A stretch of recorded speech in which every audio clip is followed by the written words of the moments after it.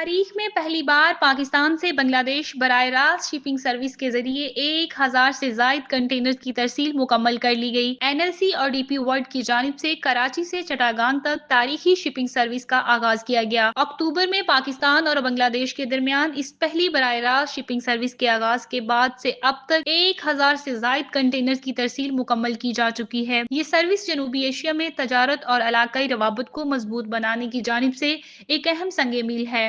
अब नए साल की आमद के बाद कराची और जबल अली के दरमियान कंटेनर्स की सर्विस 13 जनवरी को एनएलसी के पहले जहाज के साथ शुरू होगी, जबकि दूसरा जहाज जनवरी के आखिर तक रवाना किया जाएगा। फरवरी 2025 में खुर्दनी तेल के जहाज की रवानगी का भी मंसूबा बनाया गया है, जो इस इश्तराकी कोशिश के दायराकार को मजीद वुसअत देगा।